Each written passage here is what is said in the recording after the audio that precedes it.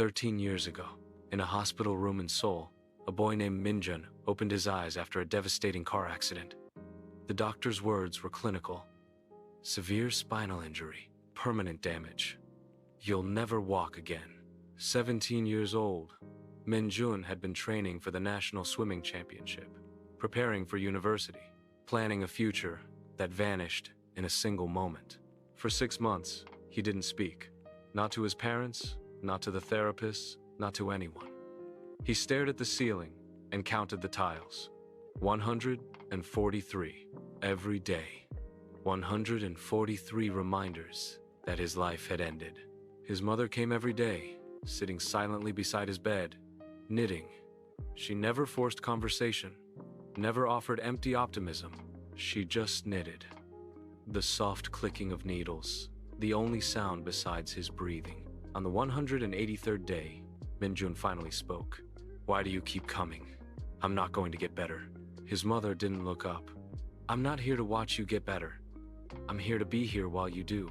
"I'm not doing anything," he said, voice sharp. "I'm just existing, waiting to die slowly in this chair." She finally looked at him, her eyes soft but firm. "Do you know what I'm knitting? A scarf. Who cares? It's made of ginkgo fiber. And do you know about the ginkgo? It's a tree. What does that have to do with anything?" She set down her needles. Ginkgo trees take years to grow. For a long time, they look small, weak, like nothing is happening. People plant fast-growing crops nearby and celebrate their harvests, while the ginkgo field seems barren. Everyone thinks the farmer is wasting his time. But underground, the ginkgo is building roots deep, strong, and resilient. One day, that tree becomes more valuable than all the quick crops because it carries medicine, healing, and strength. And that takes time. Min-jun felt tears burn his eyes. "I'm not growing. I'm dying."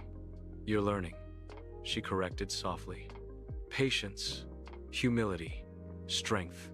You think nothing is happening, but I see you every day, navigating your wheelchair, reading medical journals when you think no one is watching, asking questions about nerve regeneration. You're building roots, Min-jun. Deep roots. You just can't see them yet." 7 years later, Dr. Min-jun sat in his lab at Seoul National University staring at the screen. 3 years of research, 3 years of failed experiments, 3 years of grant applications rejected, colleagues saying he was chasing impossibilities, 3 years of watering invisible ginkgo roots. And now, there it was. Successful nerve regeneration in the test model. His revolutionary spinal cord treatment, combining stem cell therapy with bioelectric stimulation, was working. He wheeled to the window. Students rushed between buildings, chasing futures he once dreamed of. Before the accident, he was running toward life with everything he had. After, he learned to grow downward in the hidden soil. His phone buzzed. A friend, formerly his therapist. "Min-jun, human trials are approved. You know what this means?" He did. Pain, despair, and invisible growth could now help others. But the true miracle wasn't in the trials. It was in him. The next day, an elderly man wheeled into the lab. "Dr. Kim? I'm Professor Chen from Beijing. I've followed your work." "I know. How can I help?" "I'm not here for help. I'm here to tell you something I wish someone had told me decades ago. 50 years ago, I had a cycling accident, lost the use of my legs, and spent 30 years angry, bitter, thinking my life was over. Then I started living again, studying, researching, helping develop mobility solutions. But I wasted 30 years thinking my injury was the end. You spent 7 years making it the beginning. Do you know why?" Min-jun shook his head. "Because someone taught you about the ginkgo." The words hit him. "My mother," he whispered. "Exactly," Professor Chen said. "Most people stop watering when they don't see immediate growth. They give up. But the ginkgo teaches the greatest secret. True growth requires roots that go deep, in darkness, where no one, not even you, can see." That night, Min-jun sat among his notes, failed experiments, and breakthrough data. He thought of the accident, the 183 days of silence, every moment he wanted to quit, every rejection, and he thought of the ginkgo. Suddenly, he understood. The accident hadn't ended his life.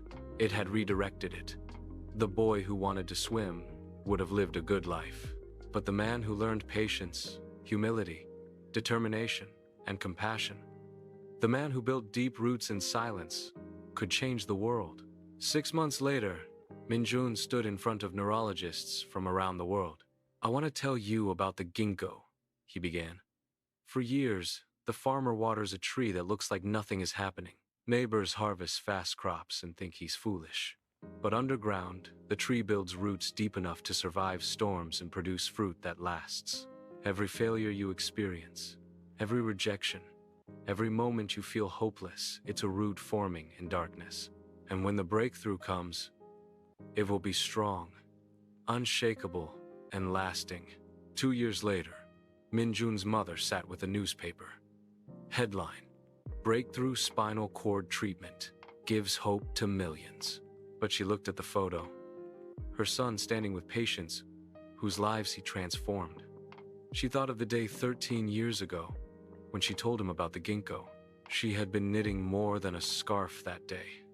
She had been knitting faith, hope, and patience, invisible roots that prepared him for greatness.